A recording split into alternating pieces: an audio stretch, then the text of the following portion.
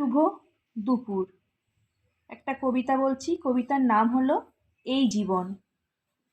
বলি, বাঁচতে হবে বাঁচার মতো, বাঁচতে বাঁচতে এই জীবনটা গোটা একটা জীবন হয়ে জীবন্ত হোক। আমি কিছুই ছাড়বো না।